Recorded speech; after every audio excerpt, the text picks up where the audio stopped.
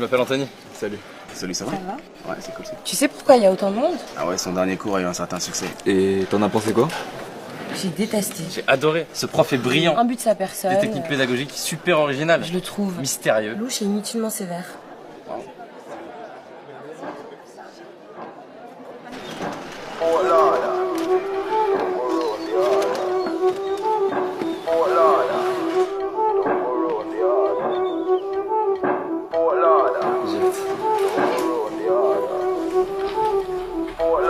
Surtout te fais pas remarquer et reste bien attentive.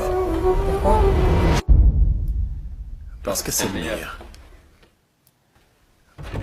I see him, so me do it. Vous êtes sûrement inscrits à ce cours en pensant y trouver la vérité absolue. So me do it. Eh bien, je peux tout de suite vous dire Hey yo, que vous aviez raison. just touched down and out of Do it. Je suis le professeur Guillaume Détalès et bienvenue dans mon cours de psychologie sociale. So me do it. Comme on préfère l'appeler, comment sortir de la friendzone. C'est mon imagination ou le nombre de mes élèves a considérablement augmenté depuis la dernière fois. Bon, commençons. Je vous rappelle que la friendzone serait un endroit psychologique dans lequel on se retrouve piégé lorsque l'on ressent des sentiments amoureux envers quelqu'un qui n'a que des sentiments amicaux à notre égard. Qu'en avons donc conclu la dernière fois. Pourquoi? Qu'il y a la seule friendzone qui existe et celle dans laquelle on se met seul en se comportant trop amicalement avec quelqu'un qui nous plaît. Et donc? Alors sortir de la friendzone consiste tout simplement à changer son comportement. Opter pour le comportement séducteur au dépend du comportement amical. En gros, ça dépend que de nous. Très bien, maintenant faites-vous plaisir et donnez-moi des signes. Des signes qui nous montrent que nous nous sommes probablement mis dans la friendzone. La voix au téléphone. La voix. Si on s'appelle le soir et je prends pas ma voix grave de m'être fatigué, c'est clairement la friendzone. Très bien. Quelqu'un d'autre? Si je réponds rapidement à son message alors qu'il a pris des heures avant de me répondre, c'est la friendzone. Pourquoi? Parce que si c'est un pote et qu'il met des heures avant de me répondre, c'est pas grave, je peux répondre vite. Par contre, si c'est un flirt, faudrait pas qu'il croie que je guette ses messages. Plutôt qu'il le sache, c'est ça? Exactement. C'est plutôt une pression sur un des signes. Accélérez, accélérez. Vous voulez que les gens nous quittent avant la fin de l'histoire ou quoi? Si elle like ou commente notre dernier post Instagram, c'est bien parce Pas que... forcément, mais si elle like une photo de vous qui date de 3 ou 4 mois, c'est bon signe. Parce que là, elle veut vous montrer qu'elle a remonté votre profil. Un dernier? Mais qui l'ont Les deux tapes sur l'épaule. Les deux tapes. Alors, après avoir rigolé ou quand on est en train de se dire au revoir, une fille qui est à l'aise avec un garçon aura tendance à poser sa main sur son épaule. Alors si c'est juste poser ou caresser, c'est bon signe. Par contre, si elle tapote son épaule, là, croyez-moi, c'est la friendzone. D'accord. Très bien. Écrivez le sous-chapitre comment désamorcer le processus d'amitié. Désamorcé? Un problème? Vous en parlez comme si c'était une bombe, comme si c'était mortel. Depuis quand est-ce que l'amitié est quelque chose qu'il faut redouter à tel point qu'on doive la désamorcer? Bon, vous avez l'air d'avoir perdu un ami. Et vous êtes persuadé que c'est à cause de moi? Quoi, c'était votre meilleur ami? Écoutez, ce n'est pas de ma faute si votre ami C'est n'a... vous qui avez déclaré que la friendzone n'existait pas. C'est depuis vous qu'ils remettent tout en question si on a le malheur de leur envoyer un cœur bleu. Vous avez créé des monstres incapables de se contenter d'amitié. Depuis vous, dès qu'ils ont l'impression de détecter un signe d'une soi-disant friendzone, ils ont subitement envie d'en sortir. Parce que vous les avez encouragés à en avoir peur, à voir ça comme quelque chose de vexant, comme quelque chose qu'ils doivent désamorcer. Alors qu'au contraire, ce que vous n'avez pas dit, c'est que lorsque quelqu'un vous considère comme un véritable ami, vous comptez vraiment. Et bien plus qu'un énième crush comme on en croise 1 million dans une vie. Bien plus. Vous avez créé des monstres. À votre avis, combien de couples se sont formés depuis votre premier cours Comment sortir de la friendzone? Combien ont réussi à transformer leur amitié en relation amoureuse? Amitié qui durait sans doute depuis des années. Des centaines? Des milliers? Combien? Et ces nouveaux couples, on dirait quoi? 6 mois? 1 an? Grand max? Vous êtes persuadés de créer de l'amour, alors que tout ce que vous faites, c'est détruire de l'amitié. Parce que l'amour échoue bien plus facilement que l'amitié. J'ai compris ce que vous essayez de nous dire, mademoiselle. Alia. Je ne vous ai pas demandé votre nom. Eh bien, je vous l'ai donné quand même. Vous avez terminé, mademoiselle Alia.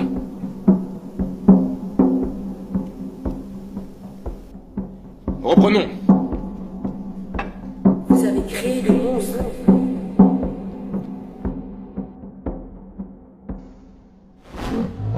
Détruire de l'amitié. Admettons. Vous, ne me donnez pas aussi votre nom, il ne m'intéresse pas. Quelle est la nourriture que vous aimez le moins? Quoi? Allez, dans quel restaurant vous n'allez jamais manger? Japonais. Pourquoi? J'aime pas le poisson cru, les sushis et tout. Si je vais, je prendrai que des brochettes. Donc bon, ça va un peu cher pour des brochettes. Ne me racontez pas votre vie. Quelqu'un est d'accord avec lui ici? Vous deux, vous êtes ensemble? Non, on est juste potes. Ouais. Combien de fois êtes-vous allé manger au resto japonais du coin de la rue à l'heure du déjeuner? Plusieurs fois. C'était bon? Ouais, j'aime bien. Pourtant, vous avez levé la main, vous, donc vous détestez ça, n'est-ce pas? Oui, mais... Vous aussi, vous avez levé la main. Vous y allez quand même à deux? Bah non, on n'y va jamais ensemble. Vu qu'il n'aime pas. Vous avez compris, mademoiselle Alia.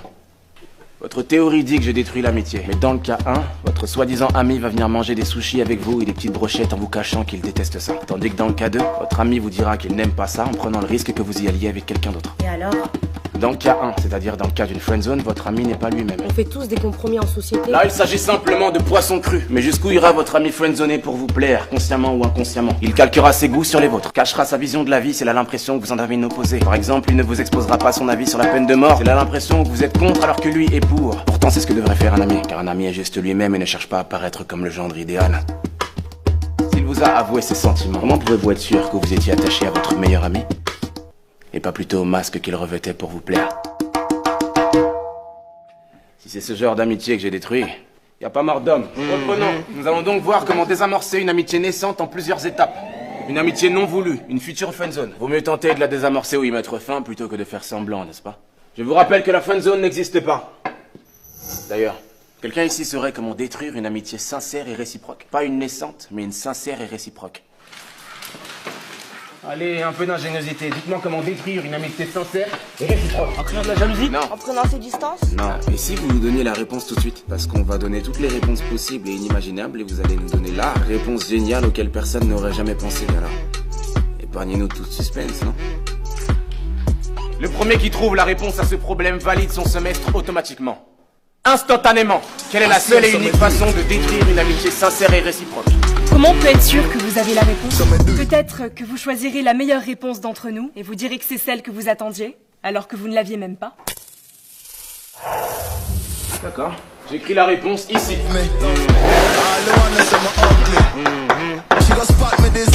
Vous avez jusqu'à la fin du cours pour la trouver. Avec vos histoires de sushi, vous vous rendez compte que vous dites presque que si l'ami n'est pas sincère, c'est de notre faute? Vous lâchez pas le morceau, vous. Mais c'est de la faute des théories comme les vôtres, en fait. Comment un ou une amie qu'on connaît depuis des années peut basculer de l'autre côté, subitement? Mais lui avez-vous dit clairement qu'il n'y aurait que de l'amitié et jamais autre chose entre vous? Non, mais... Alors il a le droit de tenter sa chance puisque la friendzone n'existe pas. Mais on n'a pas forcément besoin de le dire, en fait. Ça se voit dans l'attitude quand c'est qu'amical et que ça ne peut rien être d'autre. N'importe qui le verrait, vous croyez? À part quelqu'un à qui vous avez monté la tête avec vos théories, n'importe qui serait capable de détecter une attitude purement amicale. On parie? Donnez-moi votre numéro de téléphone. Quoi? Vous voyez l'homme de ménage à l'extérieur de l'amphi? Il s'appelle Richard, il travaille dans cette université depuis un peu moins d'1 an et il est homosexuel. Allez lui parler, invitez-le à sortir comme manger ou ce que vous voulez. Invitez Richard mais purement amicalement comme vous dites. Vous prétendez que n'importe qui reconnaîtrait votre attitude amicale. Mais si Richard croit plutôt que vous lui faites des avances, alors il vous dira qu'il est homosexuel et qu'il n'est pas intéressé. Dans ce cas-là, je gagne le pari. Et dans le cas contraire, s'il accepte le rendez-vous, c'est qu'il aura reconnu vos intentions purement amicales. Et là, c'est vous qui gagnez le pari. Facile. Mais je n'aime pas les tricheurs, alors donnez-moi votre numéro de téléphone et cachez un écouteur dans l'une de vos oreilles. Je vous appelle en haut-parleur pour que tout le monde puisse entendre votre conversation avec Richard. Alors, pari tenu?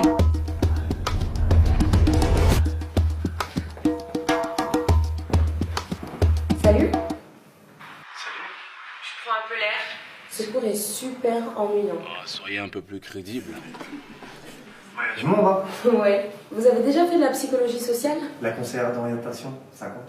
Vous sympathisez, là, vous trichez, proposez-lui. J'ai pas vraiment d'amis et j'ai personne avec qui aller manger. Donc, Wow. ça vous dit qu'on aille manger un truc ce soir? Ensemble? Ce soir? Ça vous dit? Ouais. Vous acceptez? Oui. Donc, vous acceptez de venir manger un truc avec moi ce soir? Ouais. Tu me plais bien, donc... Hein? Enfin, mais, Richard, vous êtes homosexuel. Homo quoi? Mais vous êtes un menteur!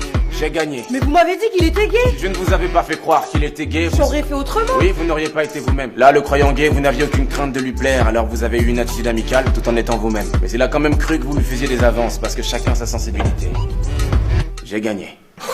Revenons en cours. Comment désamorcer une amitié naissante et non voulue? 1. Choisissez. Saisissez toutes les occasions de ne pas le ou la laisser choisir. Que ce soit le film que vous allez voir au cinéma ou la place où vous asseyez au resto. Imposez votre choix. Finalement, tu lui ressembles. À ce prof. Hein, tu lâches pas l'affaire comme lui. Mieux vaut l'agacer plutôt que d'être toujours d'accord avec lui ou elle. Mais fais gaffe à pas trop le pousser à bout. Parce que je pense pas que lui supporterait de réaliser qu'il a peut-être tort. Ne soyez pas trop visiblement à l'aise. Montrez de la timidité et de la réserve. On est trop à l'aise avec un ami, pas avec un amant. 4. Soyez plutôt distant que trop présent. Ignorez-le ou là pendant 2 jours et revenez comme une fleur le 3e. Laissez l'autre revenir vers vous. 5. Non. Yes, c'est la fille qui m'a friendzoné, monsieur. Non, ne répondez pas. Ne répondez pas! Allô? Oui, tu m'as demandé de t'appeler. Qu'est-ce que je dis? Il y a plein de choses que tu ne sais pas de moi. Écoute Charles, si c'est encore par rapport à ce dont on a parlé, je te répète pour la énième fois que je te considère comme un simple ami. Je suis désolée si t'as compris autre chose, mais... Tu n'as jamais été une amie pour moi. D'accord, tu me l'as dit 10 fois, j'ai compris, d'accord. Mais s'il te plaît, Charles, arrête. Tu m'appelles tous les jours, c'est bon, j'ai compris.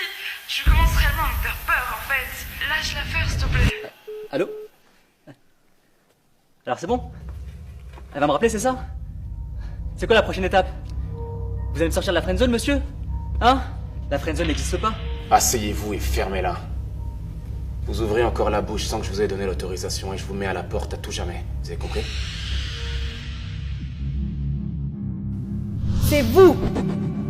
C'est depuis vous. Vous avez créé des monstres. Des monstres!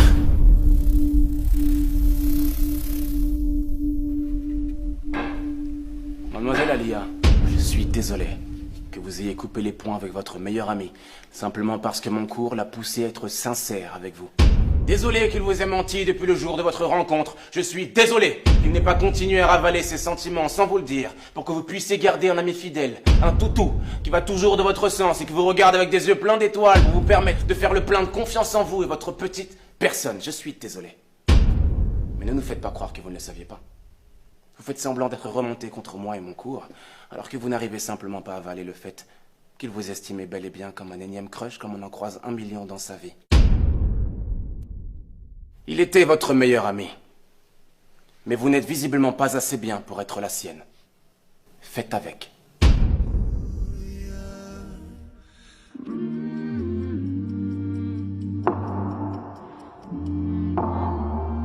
Je ne suis pas vraiment d'accord cette fois, monsieur.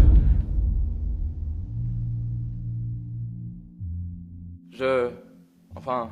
Peut-être que son meilleur ami la considérait vraiment comme son ami, sincèrement. Ah, c'est donc lui, ton ex-meilleur ami. Mais que suite à votre cours, qui était génial. Peut-être qu'il s'est dit que s'ils s'entendaient si bien, peut-être que ce serait du gâchis de ne pas tenter de se mettre ensemble. Et puis, peut-être qu'à force d'y penser, il a fini par lui faire part de tout ça. Mais que ça a brisé quelque chose entre eux et qu'ils ont préféré s'éloigner. Mais de là à dire que l'amitié n'était pas sincère... Je vous avais dit que le prochain qui ouvrait la bouche dans mon cours sans mon autorisation serait mis à la porte, alors fichez-moi le camp. Je dis fichez-moi le camp! Vous croyez où là? J'ai une tête de psychogigale ou quoi? Vous croyez pouvoir venir dans mon cours, raconter vos sornettes, comme si j'étais un plateau télé? Et vous aussi, mademoiselle, vous créez des monstres. Sortez de mon cours et ne revenez jamais!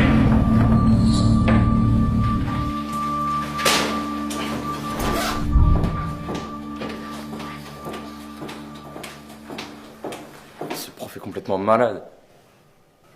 Je te dirais pas que je te l'avais dit. Tu changeras jamais, toi. Est-ce que tu penses qu'on devrait... Doucement, n'allez pas trop vite. Vous avez suivi mon cours, n'est-ce pas? Et vous aussi, mademoiselle, vous créez des monstres. Sortez de mon cours! Désolé qu'il vous ait menti depuis le jour de votre rencontre, toutou. Mais vous n'êtes visiblement pas assez bien pour être la sienne. Je ne suis pas vraiment d'accord cette fois, monsieur. Trouvez-moi, c'était votre meilleur ami. Et vous aussi, mademoiselle, vous créez des monstres. Sortez de mon cours et ne revenez jamais! Quoi? Non, rien. Vous savez alors comment désamorcer une amitié. Si vous voulez la réamorcer, faites l'inverse. Non, choisissez! Faites l'inverse, laissez-le choisir. Du moins, faites-lui croire que c'est lui qui choisit sa situation.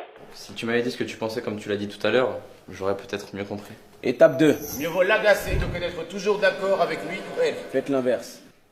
T'as raison. Soyez pas trop visiblement à l'aise, montrez de la timidité et de la réserve. Le contraire, détendez-vous. 4. Soyez plutôt distant que trop présent. Anthony? Ouais.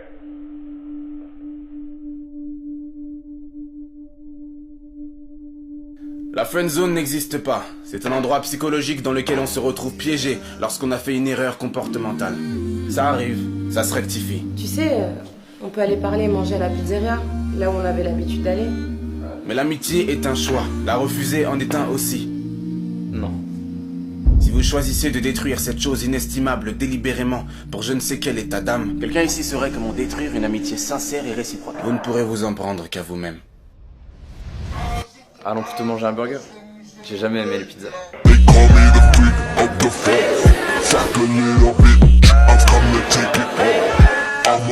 tapes sur l'épaule.